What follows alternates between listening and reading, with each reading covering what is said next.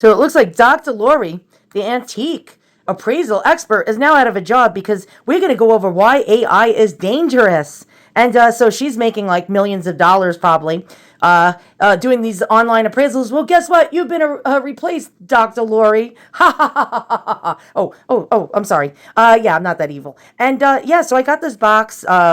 Oh my God, on eBay. I think it was like a couple of years ago. And I thought it was a piece of junk, but there was something about it because the seller had to buy it now for like $5.99, some really cheap price. And it looked like this. And so I'm going to show you the pictures of what it looked like. It looked like an absolute rusty barnacle.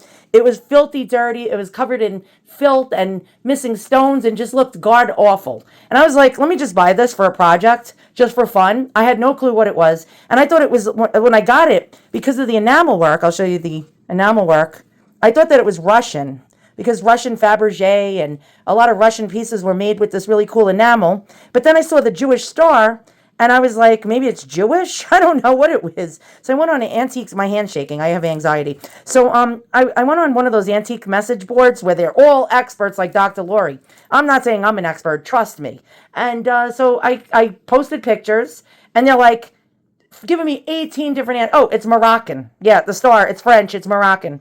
I only knew at the time of like 3 places that really used this type of enamel. Well, actually at the time, I only thought it would be Russian or French. And then they're like, no, it's Jewish. And then somebody else said it was Moroccan. Another person said it was African. Another person said it was Tibetan. And they were all experts, and they were fighting, and they were yelling. And some other person said it's a piece of trash. Another person said it was a piece of junk, and I'm wasting their time. And so I cleaned the box. And look how clean it is. Now, it was missing like 2 stones on the top. I replaced them with antique Austrian crystals. And I didn't do a wonderful job, trust me. And the seed pearls are sort of missing going around it. But look how nice and shiny it is, right? You see how it's shining now? It was a rusty old barnacle. And then I was looking for marks. Apparently, I couldn't find any. So for years, it just sat in my drawer. And yeah, and I just like did nothing with it. And inside, if you open it up, look at this. It's gilded metal. It's like a gold wash. Now, this is real gold. And you can clearly see that this is real gold. I mean, it's a light dusting of it. But why would they put that on a $5 trinket box? And I knew it was definitely antique. We're going to zoom in close. And I'm going to show you, like the rhinestones. You could clearly see that these are paste. Oh, can we get a zoom on this? A zoom out, zoom in. You can clearly see that these are hand cut. These are definitely hand cut. They're not uniform. Like all the different crystals going around it are definitely not uniform. Let's you see that? See how it's like not perfectly cut? So you know it's old glass. It's paste. There's probably foil on the back of these. I don't know. Can you see that? You could clearly see that these are not like mass-produced little gems. Even the centerpiece. I don't know if you could see the centerpiece. It's like it's got a hole down the center. You can see into it, which is quite cool. The other little gems are actually, you can see that they're not. You see that? They're not perfectly uniform. I think this box is absolutely stunning. But I had no clue. No clue what the maker was until I started watching Antiques Roadshow, old episodes. And then this episode came on, which I'll put on the screen right now. We think we have a 17th century watch. We think it's from France. And the story in our family is it may have actually been a remake of an earlier watch. And so we know it has some enamel on it and some silver. But that's really as much as we know about it. All right. And when you brought it to me, there was a little bit of a mystery. I had to do a little research.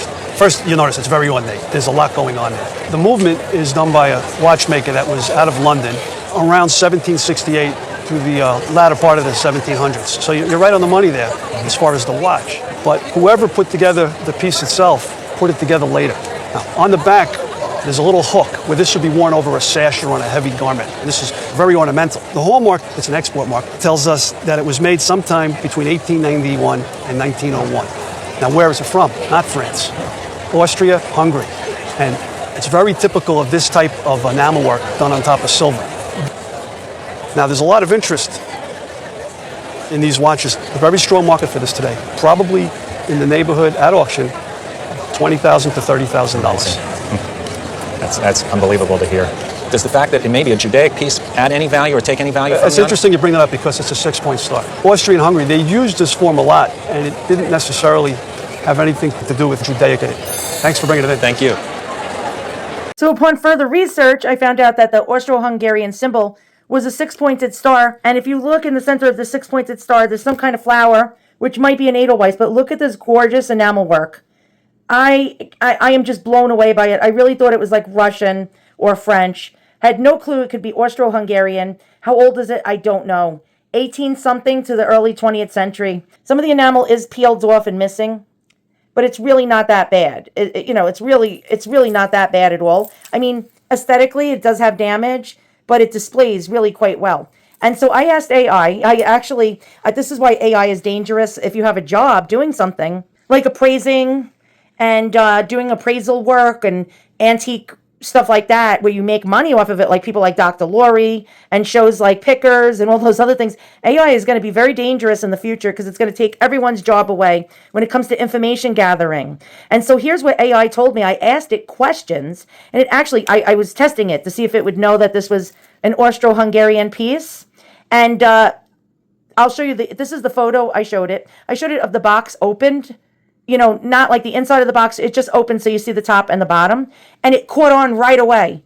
And I didn't even know this for years. I've had this. Caught on right away, Austro-Hungarian. And it gave me information that blew me away about value, everything. So let's go ahead and listen to AI and why it's dangerous. Star is a floral rosette or flower of life pattern, which is a common motif in Eastern European and Middle Eastern decorative arts. 2. Craftsmanship and technique. Cloisonné/Champlevé enamel. The blue and green sections on the lid are created using enamel. The filigree-style wirework separates the different colors of glass paste before firing. Filigree and granulation. The body of the box shows fine twisted wirework, a hallmark of traditional European silversmithing. Gemstone cabochons. The piece is jeweled with what appear to be rubies or garnets, emeralds or green glass, and small seed pearls along the border. 3. Potential origin and style. Austro-Hungarian style. The combination of colorful enamel, seed pearls, and semi-precious stones is very characteristic of the Renaissance Revival style, popular in Hungary and Austria in the late 1800s. Practical use. Given its small, oval shape and hinged lid, this was likely used for one of three things. Snuff box, for carrying powdered tobacco. Pill box, for personal medication. Besamim, spice box. Occasionally, small portable boxes were used for the Havdalah ceremony, marking the end of the Sabbath, to hold sweet-smelling spices. Important considerations for collectors. If you are looking to determine the value or authenticity of this piece, you should look for hallmarks, tiny stamped marks. These are usually found on the inside rim of the lid or the bottom of the box. 800, 835, or 925 indicates silver purity. Animal heads or initials can pinpoint the exact city and year of manufacture. While the six-pointed star served as a rank insignia for the Austro-Hungarian army, often paired with an Edelweiss for mountain troops, this piece is likely secular or decorative rather than military. Austro-Hungarian military stars were typically simple celluloid or metallic pins on collars, not centerpiece motifs on ornate enamel boxes. Here is a refined look at what you have. Materials. If it is unmarked, it is likely silver gilt, vermeil, over a base metal or low-grade silver. The stones being paste, lead glass, and the presence of seed pearls align perfectly with the gem set look of 19th century Austro-Hungarian revival jewelry, which often prioritized color and design over precious stone value. The flower, the central rosette, is a common decorative filler. In a Jewish context, it is a rosette. In a regional context, it could indeed be a stylized Edelweiss, which was a symbol of rugged purity in the Alps. Identity. Without Hebrew inscriptions, it is more likely an Austro-Hungarian schmuckdose, jewelry or snuff box, made for the general luxury market. The hexagram was a popular geometric motif in Victorian and Edwardian design across Europe, not always denoting religious affiliation. Based on your details about the lack of marks and the use of paste stones, your box fits perfectly into the category of Austro-Hungarian historismus, historicist, jewelry and objects, which flourished roughly between 1860 and 1900. Here is why this style matches your piece so closely. 1. The pseudo-Renaissance style. During this era, makers in cities like Vienna, Budapest, and Prague specialized in objects that look like medieval or Renaissance treasures. They used low-value luxury materials to create high-impact visual designs. Silver gilt. They frequently used gold-washed silver, or silver-tone base metal if unmarked, to give the appearance of solid gold. Paste and seed pearls. Rather than using diamonds and rubies, they used colorful glass paste and tiny seed pearls to create a jeweled tapestry effect. This allowed for much more elaborate designs at a price point for the rising middle class. 2. The lack of marks. While Austro-Hungarian law was strict about hallmarking silver, many small boutique or export pieces were either left unmarked or the marks were stamped on small components, like the hinge pin or the rim, and have worn away over time. If there are truly no marks, it may have been produced for the tourist trade or as a costume accessory for traditional folk dress. To look for similar items. You will find the closest matches by searching for Austro-Hungarian Renaissance Revival snuff box, Viennese enamel silver gilt pill box, Antique silver gilt and paste gem set box. These pieces are highly collectible today for their craftsmanship and vibrant colors, regardless of whether the stones are real or paste. Hungarian jewelry with paste, lead glass, rhinestones, and seed pearls is a signature of the historicist movement, approx. 1860 to 1910. This style sought to recreate the grandeur of the Renaissance using more affordable, democratized, luxury materials. Key characteristics of the designs. The jeweled tapestry look. Unlike modern jewelry that focuses on a single large gem, these pieces feature a tapestry of color. Designers used paste stones to mimic the big three: rubies, emeralds, and sapphires, combined with dozens of tiny seed pearls. Silver gilt, vermeil. Most pieces are crafted in silver with a gold wash. This allowed for incredibly intricate, heavy metalwork that would have been prohibitively expensive in solid gold. Renaissance revival motifs. You will frequently see scrolled wirework, stylized foliage, and architectural shapes. The six-pointed star was a common geometric motif used to center a design, often housing a rosette or a flower like the Edelweiss, the national symbol of Austria representing courage and purity. Enamel accents, vibrant champleve or cloisonné enamel, especially in white, blue, and black, was used to fill the spaces between stones, adding a high-contrast painterly feel. Unmarked origins. Many of these items were produced in large guild workshops in Vienna or Budapest for export or the tourist market. Because they were technically costume or folk pieces rather than high-carat fine jewelry, they often lack formal hallmarks. Hungarian pieces are expensive because they are considered miniature works of art, valued for their craftsmanship rather than the raw cost of the materials. Even though yours uses paste stones and silver gilt, it remains valuable for several reasons. Hand-finished detail. These boxes were often handmade by highly skilled guild members in Vienna or Budapest. The Renaissance revival style required labor-intensive techniques like filigree wirework and champleve enamel that are rarely replicated today. Historical rarity. The Austro-Hungarian Empire collapsed in 1918, meaning these items are finite historical artifacts from a lost era. The paste appreciation. Collectors now view antique lead glass paste as superior to modern rhinestones because it was hand-cut and faceted to sparkle specifically in candlelight. Opulent design. The sheer visual density, the jeweled tapestry effect, makes them highly desirable for display and as unique conversation pieces. Looking at auction results for Austro-Hungarian silver gilt and enamel boxes, the prices can range from a few $100s to several thousand. The most expensive ones are typically valued for their connection to specific master workshops or high-level artistry, rather than the weight of the silver or the preciousness of the stones.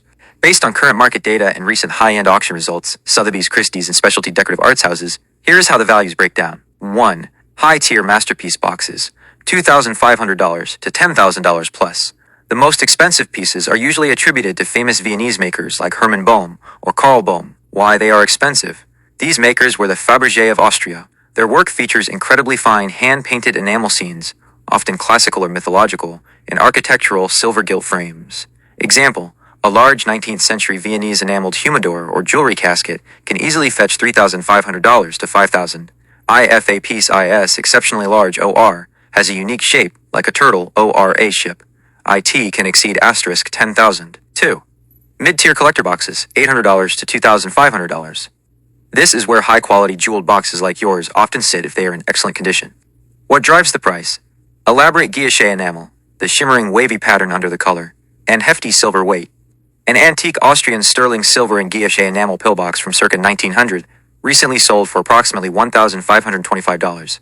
Condition is key.